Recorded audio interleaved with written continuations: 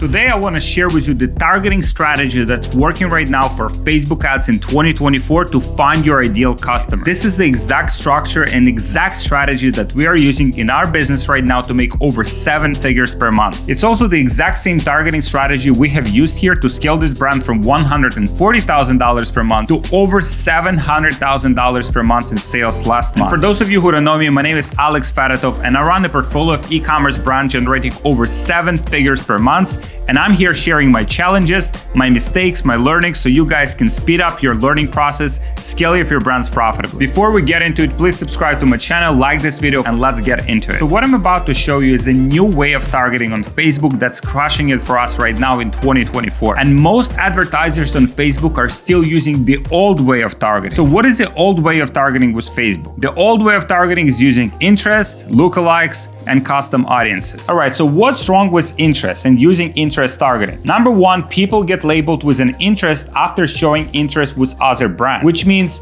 once customer is labeled with an interest, you're competing for crumbs, which leads you to overpaying for a premium audience. So for example, if you're interested in beauty products, so you go to the website or you purchase that product, then you are labeled with a beauty interest. And once you're labeled with a beauty interest, you probably will be shown 1,100 different ads for beauty products. And as an advertiser, if you target beauty interest, you are competing with all of those people for a small audience, which leads to massive CPM. So all of those interests that you see on the Facebook dashboard when you're trying to choose your targeting are not really accurate, and they're also very, very expensive. Now, what's wrong with lookalikes? Number one is the size of lookalike audiences. You cannot scale with such a small audience, and it's usually capped at few $100s per day in ad spend. Also, if you're utilizing lookalikes and you're optimizing your ads for purchases, Facebook is already trying to find people who are most likely to buy and will just use prior data from the ad account to go ahead and help you find more buyers. So using lookalikes really defeats the purpose. You're optimizing for conversions and buyers anyway, so what's the point of using lookalike audience? And what's wrong with custom audience? Number one is the size of these audiences and also the privacy updates. When you're using custom audiences, these audiences are not what they actually are.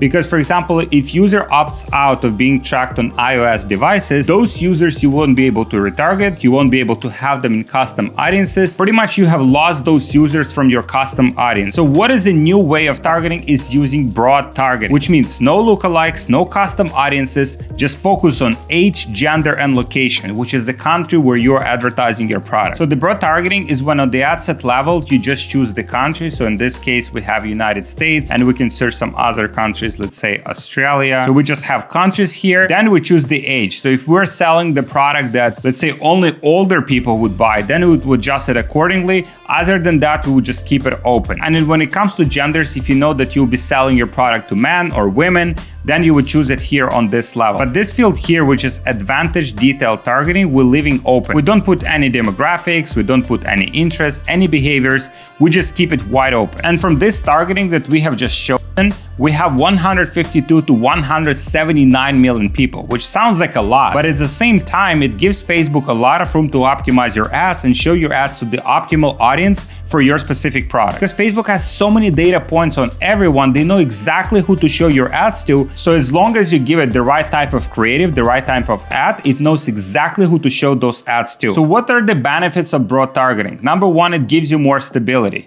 You can scale faster and you can scale more aggressively. So for example, in one of our ad accounts, we went from $1,000 a day to $5,000 a day in ad spend on a single campaign using broad targeting within 24 hours. And if we were just to use interest targeting or we were to use lookalike audiences, we wouldn't be able to grow so fast. Also with broad targeting, you have less creative fatigue because your ads will be shown to a broader spectrum of people. Facebook will learn about their behaviors and will try to help you scale your ads. And also it helps you to simplify the account, which means you'll have less ad sets, you'll have less campaigns, you'll have less overall structure in your campaigns, which Facebook likes. And it allows you to compete on your creative and not media buying. Overall, as a platform, Facebook goes to very automated machine learning platform where you don't have to put many settings inside of your campaigns. You probably have already seen it from Advantage Plus campaigns, where you just choose several settings and then Facebook does the rest. And the only thing that you truly have to care about is your creative, the visual part of your ad, and your ad copy, which should resonate with the customer that you are targeting. Now, here are some of the common objections I get about broad targeting from some people. Number one, it doesn't work for me. If it doesn't work for you, if broad targeting doesn't work for you, it means your creatives suck and you have to make them better. That's as simple as that. Also, some people say my product is too niche for broad. Facebook knows everything about everyone. Even if you give it like a very niche product, it knows exactly who to show those ads to get you the sales at acceptable cost. Oh, I have a new ad account. If you have a new account, you probably don't have the budget to waste on testing interest. So you definitely need to use broad targeting. And for those of you who just have new accounts, if you're just starting with a new ad account, you probably don't have a lot of budget or a lot of time to spend on testing 20 different interests. In that case, you better stick with the broad targeting and focus all of your attention on testing new creatives and really dialing in that product market fit for your product. So why does broad targeting work? In order to understand this, we need to understand the algorithm. How does Facebook target buyers in the first place? It's not on the campaign level, it's not on the ad set level, it's not in any of the settings where you just choose, oh, I just only want to target buyers. It's actually your ad, it's what you have in the creative part of your video that shows Facebook who needs to see your ads in order to buy your product. Each ad that you run will attract a different size of potential buyers. For example, you test 4 different ads. So ad number 1 may resonate with a larger audience, while ad number 4 will only target a smaller audience. And that's why when you're testing multiple ads, you'll see that some of them will spend a lot more money than others. And those are the ones that Facebook tries to push. So let me tell you how Facebook does that. When you create an ad, Facebook takes thousands of data points, like your copy, your creative test, your image, all of the things that you have about your ad, and it goes through thousands of algorithms and machine learning to analyze what your ad is about. Let's take a skincare cream as an example. So this is one of the ads, this is an image ad. But when you submit the ad like this, Facebook would analyze the image, and so in this image you have a lady with a product in her hand. This is like a skincare product,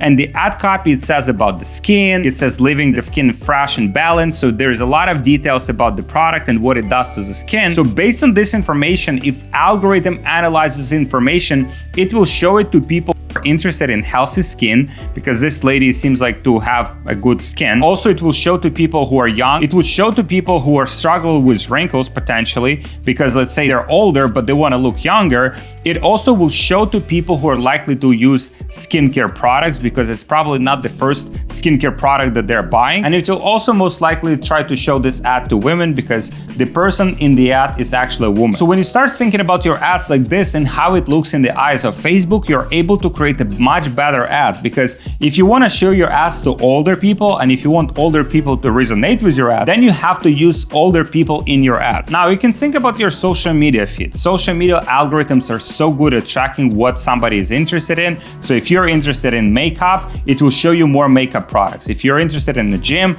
it will show you gym related products. If you're interested in business, it will probably show you a lot of different business services and products that you can buy. So how does Facebook find winning audiences? Initially, it starts with your ad being launched, and Facebook gives it initial set of impressions. Let's say it's 1,000 impressions. Then out of those 1,000 impressions, you see some people who engage with your ad, who are interested. Maybe they watch the video, maybe they click on the link, maybe they go to your website, or maybe they even buy your product. And there's also some people who don't like your ad. Those people will say, hide this ad from me, or will simply ignore it. So Facebook will take that batch of people who are interested in your ad and will try to find you more people just like that, so you can maximize your results, you can get more conversions, you can get more sales, and you can spend more money on ads. And from that next batch, it will also find some people that are interested, and there will be some people that are not interested. So it will continuously go and explore these new buckets of audiences to show your ads to those people and scale your ad spend. When you understand this process and how Facebook algorithm works, this allows you to target more of your ideal audience. So the biggest question is, how do you build ads that target your ideal audiences and get them to buy your product? And in order to craft those ads, you need to understand this about your audience: who they are and what are the common characteristics. What do they know so far about the product? What is the level of awareness about the problem that you are solving? Have they tried any other products before? Are you just the first player in the market?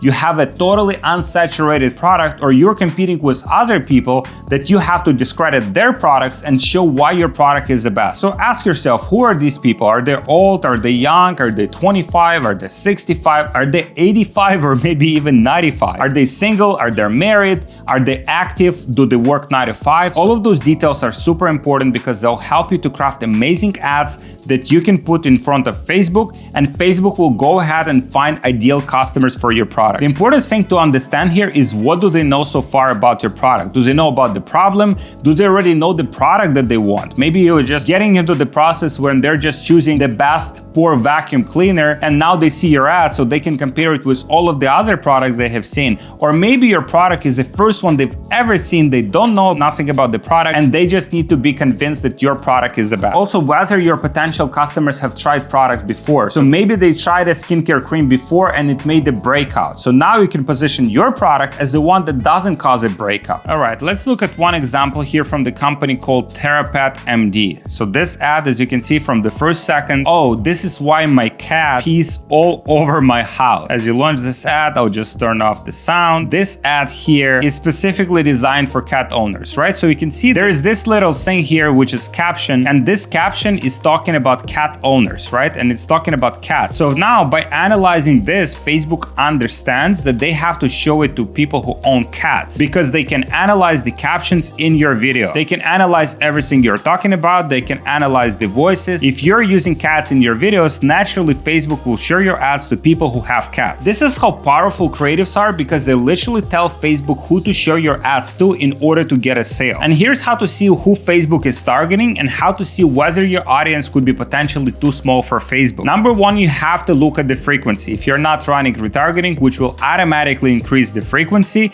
then you should be under 2x frequency. Also, you will see your CPMs increase a lot if you're targeting very specific audience. If you're targeting an audience, let's say 55 plus, that have a specific health condition, then your CPMs will be crazy. So the broader you go with your ad, the cheaper your CPMs will become. Thank you so much for watching. Let me know if you have any questions below this video. And if you want to see the full infrastructure for my e-commerce businesses doing over $1 million per month, just click the link in the description and watch it there. Thank you so much for watching, and I'll see you in the next video.